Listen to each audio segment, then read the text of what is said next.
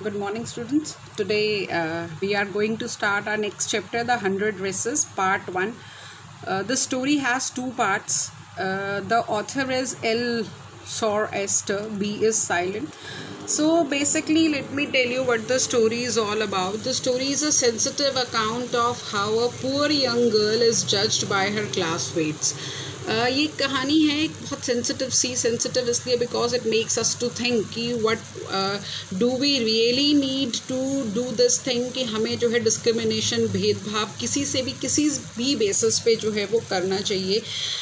The main character of the story और you can say जिसके चारों तरफ पूरी कहानी घूमती है, द पायवेट, she is Wanda. Venda Petronsky is a young Polish girl who goes to school with other American children in an American town. These other children see Venda as different in many ways. Can you guess how they treat her? अब Venda जो है वो एक young छोटी सी Polish girl है. Polish mean जो Poland को belong करते थे, जो बाकी American children के साथ अमेरिका के एक छोटे से टाउन में जो है वो स्कूल में जो है वो जाती थी. लेकिन यहाँ बच्चे उसके साथ जो है बहुत अलग अलग तरह से जो है वो बिहेव करते थे, जो कि वैंडा को जो है वो बिल्कुल अच्छा जो है वो नहीं लगता था. सो क्या आप गेस कर सकते हैं? ये थोड़ा सा पहले आपको मैं एक ब्रीफ इंट्रोडक्शन जो है वो देना चाहती हूँ.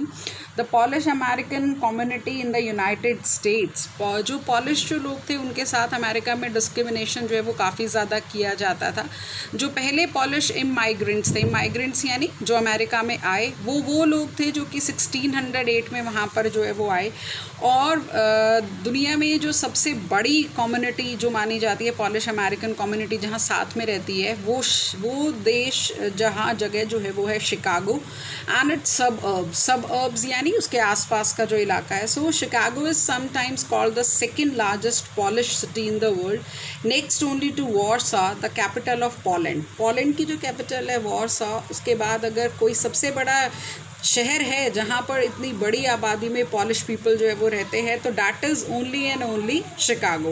And polish Americans were sometime discriminated against in the United states. और यहाँ पर जो पोलैंड के ये लोग जो रहते थे उनको जो है बहुत बार डिस्क्रिमिनेट किया जाता था यूनाइटेड स्टेट्स में. और ज़्यादातर जिन कम्युनिटीज़ को डिस्क्रिमिनेट किया जाता था वो थे आयरलैंड के रहने वाले आयरिश, और जो उनको डिस्क्रिमिनेट किया जाता था इटालियन यानी इटली के रहने वाले, एंड जूज़ जो कि जू कम्युनिटी को बिलोंग करने वाले जो है वो लोग थे. तो इसी तरह से जो है वैंडा भी जो है वो भी एक पॉलिश गर्ल थी यानी पोलैंड को बिलोंग करने वाली, गरीब थी. तो उसके साथ जो है वो किस तरह से जो है बिहेव किया जाता था, तो that was all about. So let's start with the chapter.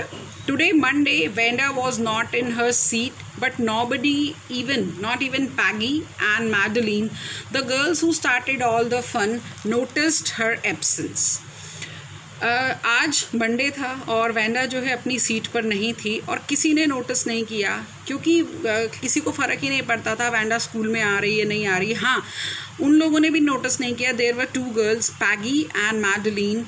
इन दोनों ने भी नोटिस जो है वो नहीं किया. और ये वो लड़कियां थी जिन्होंने असल में सब कुछ, वो सारा मजाक करना, वो सब कुछ जो है वो स्टार्ट किया था. उन्होंने भी उसकी एब्सेंस को जो है नोटिस जो है वो नहीं किया. Usually Vanda sat in the seat next to the last seat in the last row in room 13. Room number 13 में उसकी क्लास बैठती थी और वेंडा जो है वो लास्ट सीट, जो लास्ट रो होती थी, वहाँ पर जो है वो बैठती थी. She sat in the corner of the room where the rough boys who did not make good marks sat. The corner of the room where there was most scuffling of feet, most roars of laughter when anything funny was said, and most mud and dirt on the floor. कहते Wanda जो है वहाँ बैठती थी, room के उस corner में बैठती थी जहाँ पर जो है वो लड़के बैठा करते थे जो बहुत ज़्यादा शरारती थे, जो अच्छे मार्क्स नहीं लेकर आते थे, जो पढ़ते नहीं थे. वो कॉर्नर ऑफ रूम जहाँ पर सबसे ज़्यादा स्कफलिंग ऑफ फीट, स्कफलिंग यानी जैसे ही नीचे क्लास में बच्चे पीछे जूते फर्श पर घिसाते रहते हैं, एक दूसरे को पैर मारते रहते हैं, मतलब सारी शरारतें जो करते हैं. और जितनी भी हंसी जो आती थी जब भी कोई टीचर कुछ कहता है या मजाक होता है या कुछ भी होता तो वहीं पर सबसे ज़्यादा बच्चे जो है वो हंसते थे, क्योंकि that was the corner of the class. और पता ही नहीं लगता था टीचर को कि बच्चे पीछे जो है वो इतना शोर जो है वो क्यों कर रहे हैं. तो so this was the time when anything was, मतलब कुछ भी, और सबसे ज़्यादा मिट्टी कीचड़ गंदगी क्लास में सबसे ज़्यादा कहाँ होता था, that was in the corner only. तो वैंडा जो है वो वहीं जो है वो बैठती थी।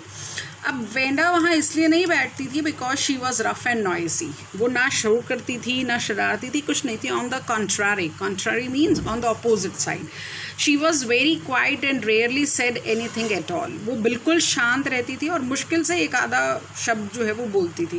And nobody had ever heard her laugh out aloud, और किसी ने उसको आज तक ज़ोर से हंसते हुए तो सुना ही नहीं था। Sometimes she twisted her mouth in a crooked sort of smile, but that was all. हाँ, कभी कभी बहुत ज़्यादा जब उसको कोई कुछ कह देता या टीचर कुछ कहती तो वो हल्की सी एक स्माइल जो है वो करती थी। That was all, बस उसके अलावा और कुछ नहीं। But nobody knew exactly why Vanda sat in that seat, unless it was because she came all the way from Boggins Heights and her feet were usually caked with dry mud. किसी को नहीं पता था कि Wanda वहाँ क्यों भेजती थी। तब तक नहीं पता लगा जब तक सबको ये पता नहीं लगा कि वो जो है वो बॉगिन्स हाइट से जो है वो आई थी, और उसके पैर जो हैं वो हमेशा usually caked with dry mud, यानी उसके जूते जो हैं वो हमेशा कीचड़, सूखी हुई कीचड़ मिट्टी से जो है वो गंदे रहते थे। But no one really thought much about Wanda once she sat in the corner of the room. लेकिन जब वैंडा कॉर्नर में जाकर बैठ जाती थी तो उसके बाद उसकी तरफ जो है कोई ध्यान जो है वो नहीं देता था। The time when did thought about Vanda was outside of the school hours. वो टाइम जब उसके बारे में कभी कोई सोचता था तो वो था स्कूल के बाद के टाइम। एट नून टाइम जब छुट्टी होती थी, जब वो लोग स्कूल से घर वापस जा रहे होते थे, या मॉर्निंग अर्ली जब स्कूल शुरू होता था उससे पहले। when groups of 2 or 3 or even more would be talking and laughing on their way to the school yard. तब जब 1, 2 या 3 या 3 उनसे ज़्यादा लड़कियां अपने ग्रुप में चलते और वो लोग आपस में हंसते खिलखिलाते हुए बातें करते हुए स्कूल की तरफ जो है वो जाते। Then sometimes they waited for Wanda to have fun with her. तब ये लड़कियां ज़रूर रुकती थी, तब वैंडा का इंतज़ार ज़रूर होता था, तब वैंडा उनके लिए इम्पॉर्टेंट होती थी, क्योंकि उनको जो है उसका मजाक उड़ाने में बहुत अच्छा लगता था। वो उसका मजाक उड़ाती थी, उससे बातें करने के लिए उनकी वो फ्रेंड थी इसलिए नहीं रुकते थे। No, Wanda basically had no friend. कोई उसकी दोस्त नहीं थी, कोई सहेली नहीं थी, तो वो अकेली थी। हाँ, लड़कियां रुकती थी, उसका इंतज़ार करती थी सिर्फ तब जब उसका मजाक जो है वो उड़ाना होता था। The next day, Tuesday, Vanda was not in school either and nobody noticed her absence again. Monday को भी नहीं आई थी वैंडा और ट्यूसडे को भी वैंडा स्कूल में नहीं आई और किसी ने उसकी एब्सेंस को महसूस ही नहीं किया।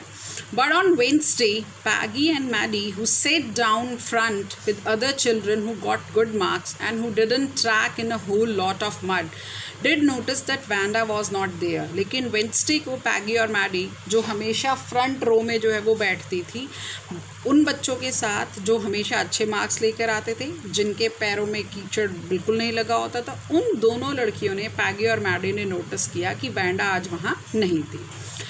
पैगी was the most popular girl in the school. Peggy school की सबसे पॉपुलर लड़की थी। She was pretty, she had many pretty clothes and her hair was curly. वो बहुत सुंदर थी और उसके पास बहुत अच्छे अच्छे कपड़े थे और उसके बाल कर्ली थे। वो थोड़ी रिच, पैगी जो है she belong to a rich family. Maddie was her closest friend. अब मैडी जो है वो पैगी की क्लोजेस्ट फ्रेंड थी, सबसे नज़दीक रहते थे उसके। The reason Peggy and Maddie noticed Wanda's absence was because Wanda had made them late to school. आज उन्होंने उसका कि आज वो नहीं आई, वो उन्होंने इसलिए नोटिस किया क्योंकि आज वैंडा की वजह से पैगी और मैडी जो है वो स्कूल के लिए लेट हो गई। रीज़न किस लिए स्कूल के लेट हुई? दे हैड वेटेड, क्योंकि उन्होंने स्कूल के गेट पर उसका इंतज़ार जो है वो किया था ताकि वो आए और उसका मजाक जो है वो उड़ा सकें, लेकिन ऐसा नहीं हुआ। They often waited for Wanda Petronski to have fun with her. वो बहुत बार रुकती थी वैंडा का इंतज़ार करने के लिए ताकि उसका मजाक जो है वो उड़ा सके। सी, अब आपने यहाँ तक जो है वो कर लिया। अब आप इसके ऑरल कॉम्प्रीहेंशन चेक के क्वेश्चन आंसर्स जो हैं ट्राई टू फाइंड आउट, आप उनको ढूंढने की कोशिश करें। जैसे फर्स्ट ये है, where in the classroom does Wanda sit and why. Wanda classroom में कहाँ बैठती थी और क्यों? लास्ट में बैठती थी क्योंकि वो बॉगिन हाइट से आती थी, उससे कोई बात नहीं करता था, उसका कोई दोस्त नहीं था। वैंडा कहाँ रहती थी? वेंडा बॉगन हाइट्स में रहती थी। What kind of a place do you think it is? कैसी जगह थी? अब अगर उसके पैर जो है हमेशा कीचड़ से गंदे होते थे, बहुत गंदे जूते होते थे उसके, तो दैट मीन्स वो एक ऐसी जगह थी जहाँ पर बहुत ज़्यादा गंदगी थी और बहुत ज़्यादा कीचड़ रहता था। पैगी और मैडी ने उसकी एब्सेंस कब नोटिस करी? वेंसडे को। क्यों? क्योंकि वो उस स्कूल के लिए लेट हो गई और वो उसका इंतज़ार की थी उसका मजाक उड़ाने के लिए।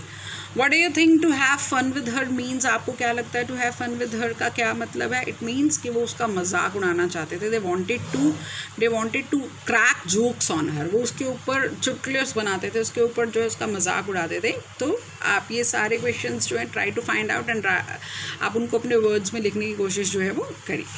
Thank you. कोई डाउट है तो बेटा आप पूछ सकते हैं।